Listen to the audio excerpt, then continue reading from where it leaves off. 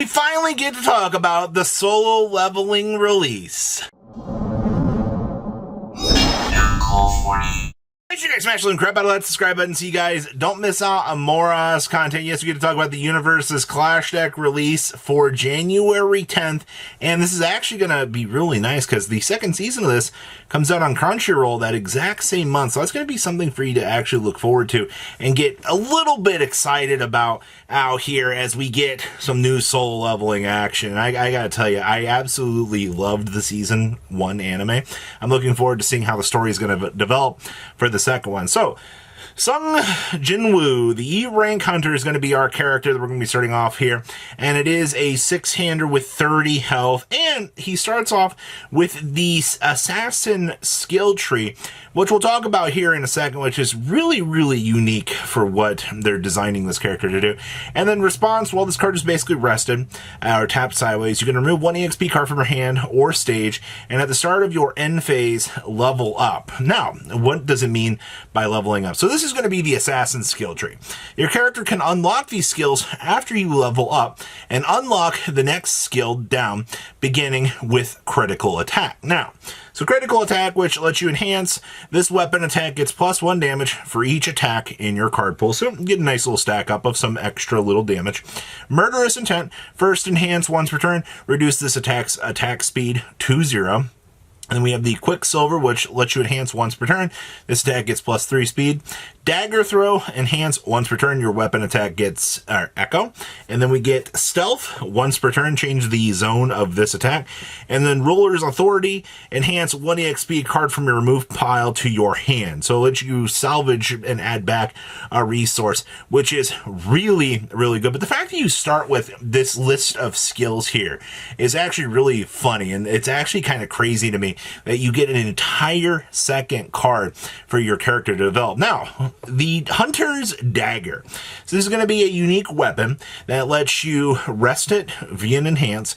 Your non-throw attack gains weapon. So if it deals damage, add 3 bleed counters to this card. So lets you basically response while this card is rested. Remove 1 bleed counter. After your rival plays an attack, if their health is 3 or greater, they lose 1 health. So you actually have the ability to power down your opponent's stuff through this unique weapon. And then we have the Teleportation Stone, which lets you response. It is a unique card yet again. But response after you block an attack, your rival must play non-attack card as their next form or pass. Now this is actually pretty good. Now remember, it is unique. You're not going to be able to have multiple of these up and running. It's kind of the cost to the more unique cards, but you do get some incredibly powerful good effects by actually having these cards up and running. So let's get into some of these EXP cards. So this is Clash with the Blood Red. All right, so this is going to be 5 up, 5 damage, and then this has Blitz. Each player reveals the top card of their deck.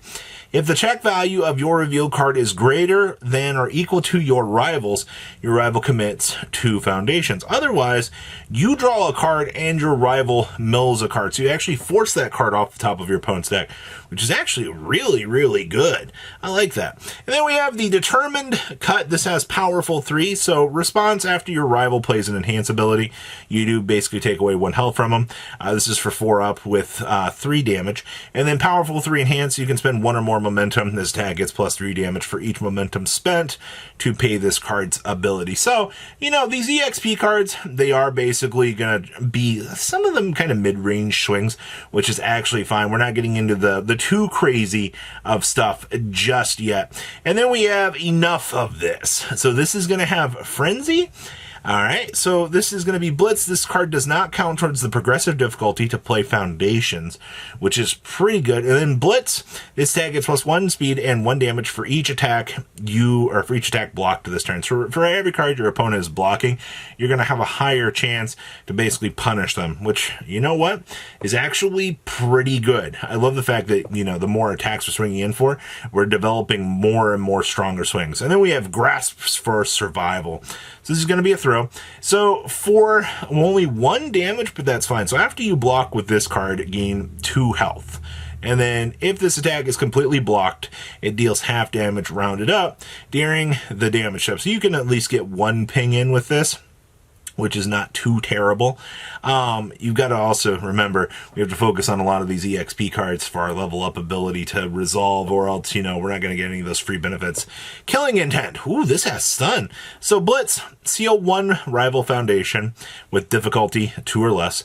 It's also hitting for 4 down. And then Stun Enhance, remember, that forces your opponent to commit a foundation, and then seal. A card that is sealed loses all of its abilities and cannot gain abilities this turn. So some of those pesky foundations that your opponent has that can really mildly inconvenience you, this card gives you the ability to take care of those so you don't have to deal with them. And then we have the Venom Fang Dagger. So this is going to be for 3 down and 3 attack, or 3 damage, which is not too bad.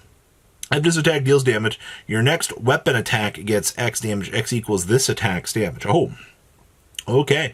So basically, if you are able to combo this up with another weapon, and you can get this up to like 10 damage, it's going to be a plus 10 on your next attack. So you're basically comboing off your damage on your opponent, which seems pretty good. I will take that. Now, we have the Wolf Assassin. So this lets you Blitz, add 1 EXP foundation from your discard pile to your hand. So we get the ability to salvage back. And this is on a 5 mid with 5 damage overall, which, I mean, hey, recurring back a block card to use on the next turn against your opponent. Don't underestimate recurability assets like this. I do like these sorts of things a lot. And then we have the World's Weakest Hunter. Wow, this looks fantastic. So this is EX3. So you get the ability, after this attack deals damage, you may remove 1 foundation from your stage.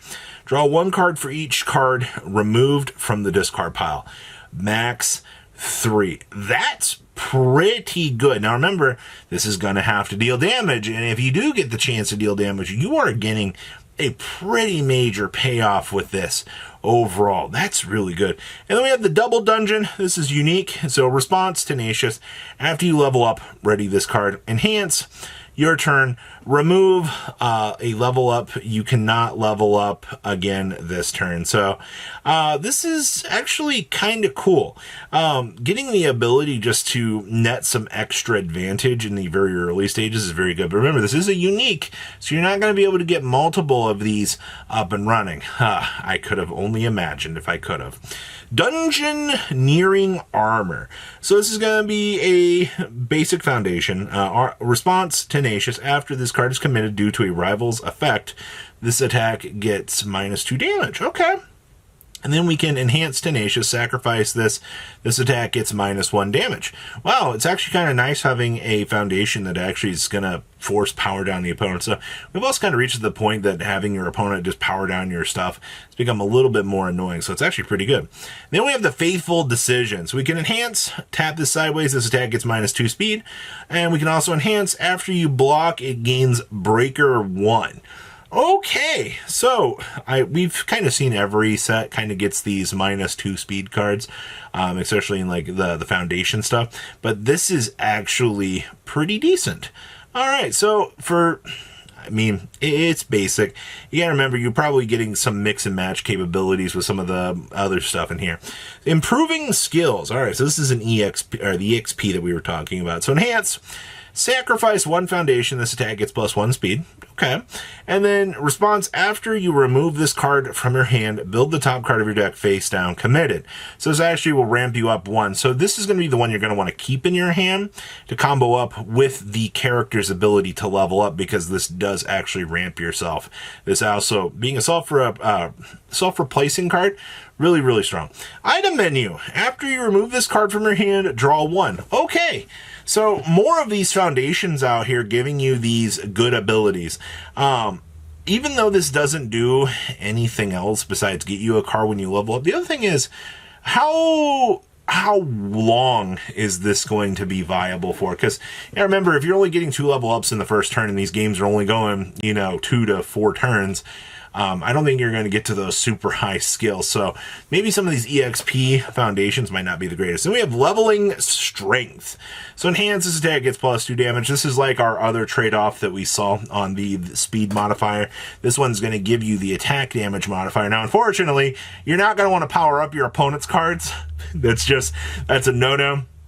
All right, I can imagine that you might look at that and you might be like, well, that's kind of cool. No, never, ever, ever do that. Also, you should be passing a lot of checks to get this thing up and running because it is a one-coster. Then we have the loot box. Oh, okay. EXP. Or XP. So, enhance, flip, build the top card of your deck. At the end of the combat phase, add this card to your hand. Wait, what? That's actually kind of cool. So we actually get a recurable ability. This comes back to the hand for us to defend with. That's actually pretty good. I have no major complaints about this one. Okay. Oh, a choice of random loot boxes. Well, I'm doing the blessed one easy. Okay. Serpent Scramble. So this is going to be Breaker 1 EXP. So Breaker 1 response after you block with this card, your rival's next check gets -1. So basically, when your opponent's attempting to, play their cards, whatever check that they're going to get towards progressive difficulty or whatever, you're going to punish them with Breaker, actually kind of giving that little bit of a power down, which is going to be a little bit of an issue to kind of deal with, but it's kind of funny. And then we have Timely Recovery, which enhance Tenacious, sacrifice this, gain 2 health, so while it's at rest, sacrifice it, you gain 2 health, and after you remove this card from your hand, gain 2 health. So talking about that EXP ability to level up out here, this is going to get you some little free extra health. So it's kind of cool. We have like a natural healing built-in functionality with this, but overall, I am super excited to see how this deck is going to play out. I've loved solo leveling, and I think that this is, to me, one of the biggest releases I wanted to see this year out of this game. So please, leave a comment down below, tell me what you guys think, and I will see your beautiful faces. Oh, but before I forget, check out IGN. They're supposed to have the alt arts for you guys to see with some of the other cool things, but we'll have to wait and see how those turn out. Patrons, thank you.